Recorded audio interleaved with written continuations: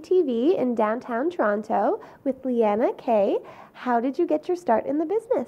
Oh gosh, I have a completely inverted career arc in the business. I started behind the scenes. Well, I was a competitive dancer when I was a kid, and then my appendix blew up, and that ended that. So I started looking around going, what the heck do I do? Because when you train that hard for something your whole life, and then all of a sudden it's not accessible to you anymore, it's life-changing. So I started sort of looking in, post-secondary stuff, English, anthropology, women's studies, stuff like that. And if you want to be a writer, don't take English. I had writer's block for 2 freaking years because your own stuff cannot hold up to the criticism you're applying to the greats. I mean, you're ripping apart Mary Shelley, Oscar Wilde, Lewis Carroll, Shakespeare, and then, go write something, me write joke, right? And so then I started talking to Stephen Kirsner, who's now my husband, at a bar of all places, really dumb bar.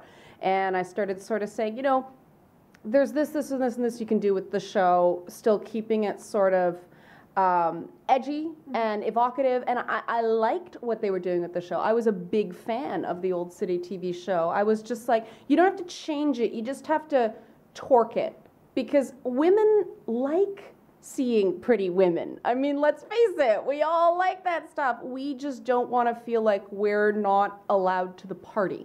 And so the whole kind of inclusion theory, as I like to call it, was something we started developing, and it sort of went from there. So I started just sort of coordinating the dancers and trying to make that less, strip club, more burlesque, before burlesque became this huge thing. We started sort of shifting the show that way, and it went from there. I sat in on writers' meetings, and then, I started writing things, and I sat in on production meetings, and I started producing. And I think the short answer, because that was very long, is I just wasn't afraid to get in there and get my hands dirty. And it's sort of, you'll hear that whole story about Harrison Ford being a carpenter before, he went on to work for George Lucas. And that was sort of me. I was just sort of around and always willing to go, well, what about this? Or jump in and do those crappy jobs that no one else wanted to do in the sub basement of the old Much Music building, where rats knock things over while you were listening to the sound of the sewer rush in. I'm not kidding. That was the conditions. And I mean, I'm sitting there going, Dickensian novel, Oliver Twist starts speaking with a British accent to the rats, because I was trying to maintain my sanity. That sounds really sane, doesn't it? Talking to rats in a British accent. Yeah, but all true. And what has it been like working with your husband, Steve, on Ed the Sock? I don't know any other way. So it's sort of, I read a lot of stuff about Nancy Reagan these days, because she got a lot of the same thing. People go to Stephen with the good news. They go to me for the bad news so I can tell him, and I'm the one that gets yelled at. And I know they're doing it. And this is one of those things about not just being the wife in showbiz, which is its own kettle of fish, but being just women in a high-ranking position in show business. Everybody's trying to sabotage everybody, but women have so many more stereotypes stacked against us. We have so few acceptable slots in the entertainment business. If you look at the archetypes for men, you can name like 12 or 16 off the top of your head.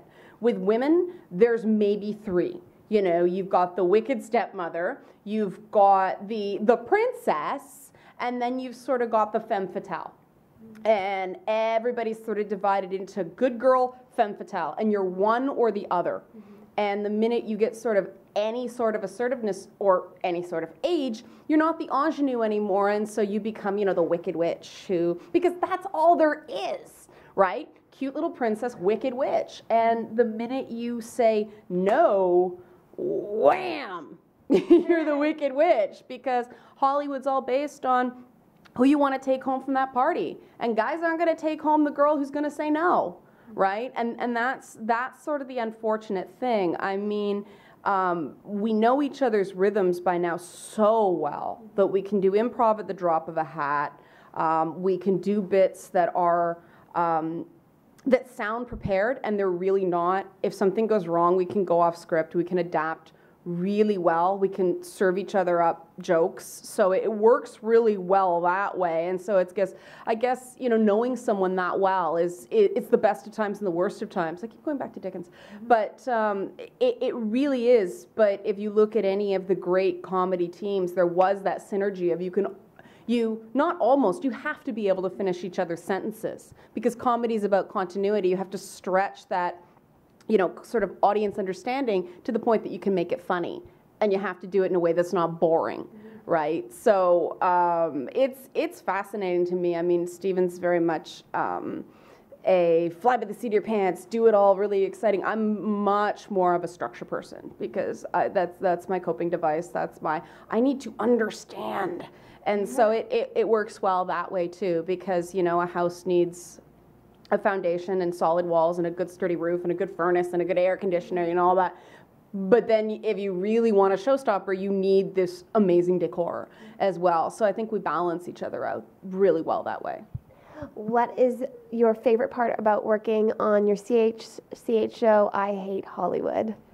We are defying the laws of television that I am an anti-McLuhanite. I don't know if you know a ton about Marshall McLuhan, but he was one of the main voices that said, TV is a cold medium, it makes you stupid, it rots your brain, it cannot be smart.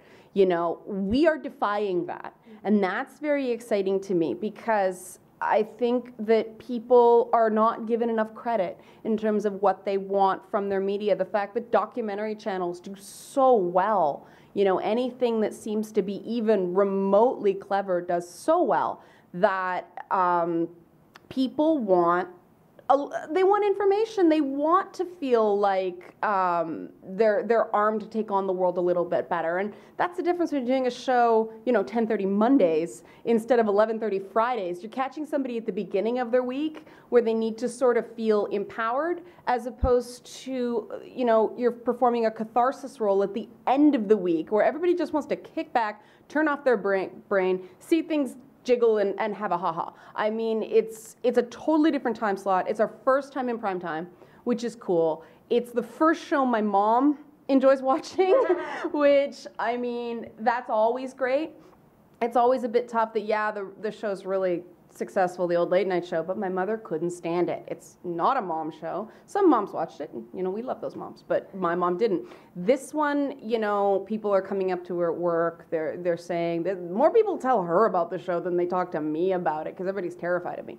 But, you know, she's excited by it, and she can relate to it.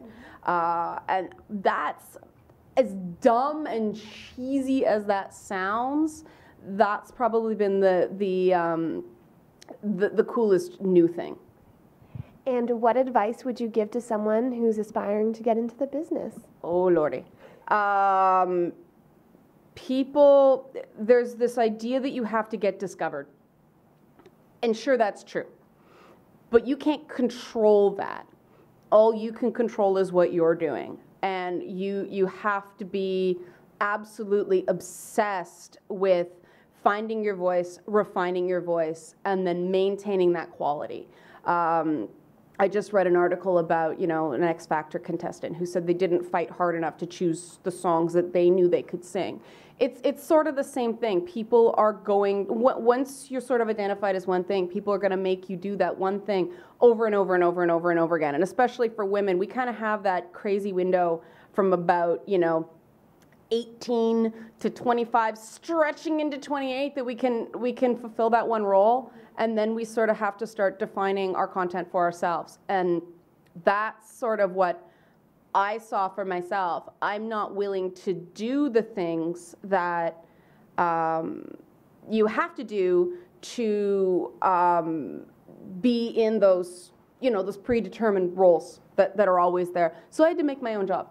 I had to define my own content. I always wanted to write stuff. The problem is you can't get paid enough as a writer in Canada unless you're doing something else. You're producing, you're on air, whatever. And I didn't want to go that sort of soft, middle of the road kind of what everybody expects. It's just not me. I mean, I probably could do it, but I'd want to shoot myself in the head and, you know, swallow an entire bottle of OxyContin at the same time.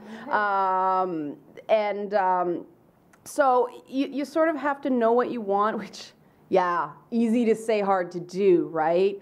But you also sort of have to find those roles that you can go, all right, I can make this my own. And you constantly hear about making things your own, making a part your own, making a song your own, making a joke your own. It's a cliche at this point so much that it's become the new in the moment in entertainment. Everybody says in the moment, it's become a joke. Nobody really knows what that term means anymore, and make it your own is another one. People really don't know what that means anymore. And I mean, Ellen DeGeneres is the perfect example of taking a very traditional format and making it her own. I mean, the idea that somebody could just get up there and dance like an idiot at the beginning of every show, and that would become a thing. I mean, that's her thing. Mm-hmm. And the whole idea that you had to appeal to moms in the Bible Belt, well, Ellen still did that while still being completely authentic to herself. And obviously a huge part of herself is that she's gay. She's a lesbian. And she didn't do the Anderson Cooper thing of I'm not in the demographic. She went, I am gay. And people needed time to deal with that. They needed time to come around with that. But they eventually, you know, embraced her. I mean, at the other end of the spectrum, you've got a guy like, you know, Rick Campanelli on entertainment. I mean, we worked with Rick.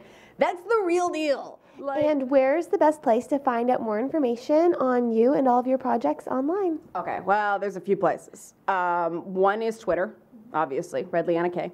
The other is we do, I run a charity organization called Futurecon. We've got our New Year's Eve party coming up in support of Epilepsy Toronto, and we do a whole bunch of charity stuff. So futurecon.org or our Facebook group, that's a great place to connect with us and see what we're doing. And then on December 12th, I'm hosting the Cheesine Hanukkah party. It's their yearly, holiday party. This year it's on Hanukkah, so we're just running with it. And Cheesine's this neat organization that somehow early on decided they really liked me, which means they're freaks. But it works for them. Talk about a company that defined their niche. But yeah, they've got the Churrasco reading series, they've got the Cheesine website, and the information for that event is available there. Perfect. Thank you so much. Congratulations on all of your success, and best of luck in the future. Thank you. Same to you. Thank you. I'm Katie Uhlmann reporting for Katie Chats here at SMITHEE TV in downtown Toronto.